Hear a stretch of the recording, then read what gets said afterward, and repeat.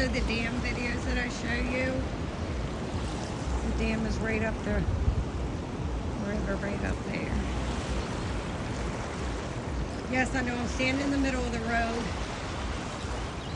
So is my truck, but nobody's getting through on either end. So the only people that can really get down here right now is a few of us that live in between the flood zone.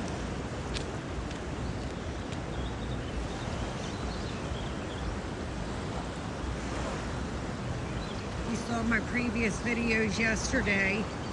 I brought Sassy through a flood up there and one down here, but now it's just